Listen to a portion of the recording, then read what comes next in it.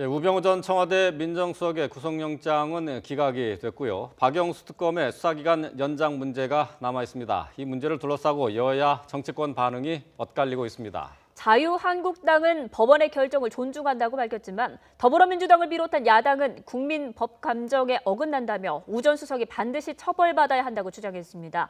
취재기자 연결합니다. 권민석 기자. 네, 국회입니다. 네, 우 전 수석의 영장 기각 그리고 특검 연장 문제에 대한 여야의 입장부터 정리를 해보죠.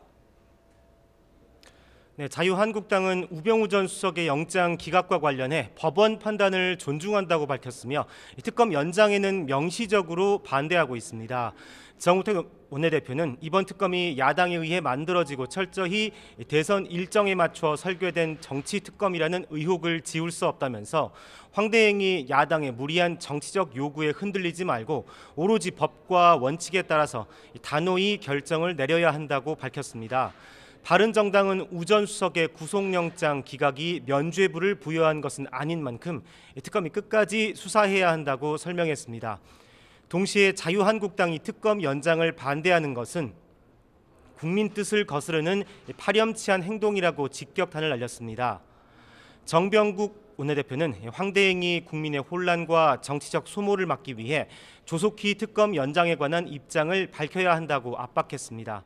더불어민주당 추미애 대표는 우 전 수석의 영장 기각은 국민 법감정에 어긋나는 실망스러운 결정이라며 반드시 죗값을 받아야 한다고 밝혔습니다.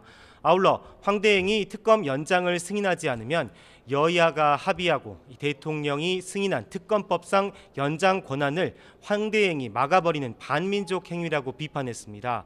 또 특검 연장을 거부하는 건 범법자이자 피의자인 박근혜 대통령과 재벌을 옹호하는 반법치적 행위라고 날을 세웠습니다. 국민의당 박지원 대표는 사법부 결정을 존중한다면서도 영장 기각은 심히 유감스럽다고 밝혔습니다. 또 특검이 우 전 수석을 더 빨리 수사해야 했다면서 특검에도 유감을 표시했습니다.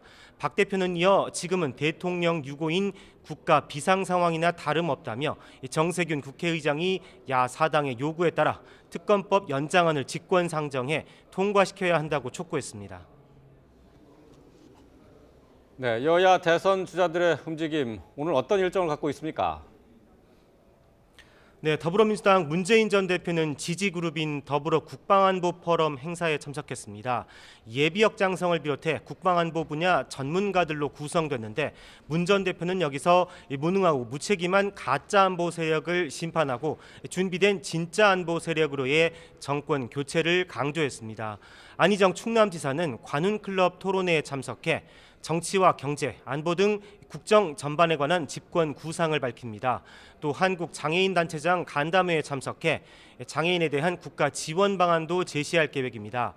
이재명 성남시장은 전국 보건의료 산업노조 대의원대회에 참석해 의료 노동자 표심 잡기에 나섭니다.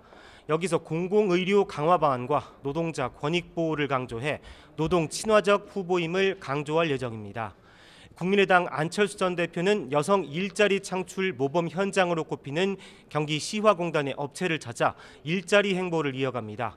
또 오후엔 한국정책학회 주최 세미나에서 4차 산업혁명 관련 축사를 합니다.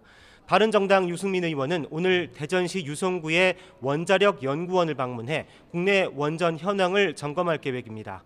이어 대전 현충원을 찾아 천안함 피격과 연평도 포격 전사자 묘역 등을 참배하고 국방과학연구소도 방문하는 등 안보 행보를 펼칩니다.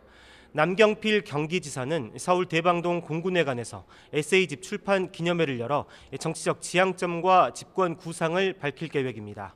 자유한국당 대선 주자인 이인재 전 최고위원은 경북 포항에서 일본 다케시마의 날 규탄 대회에 참석합니다. 지금까지 국회에서 YTN 권민석입니다.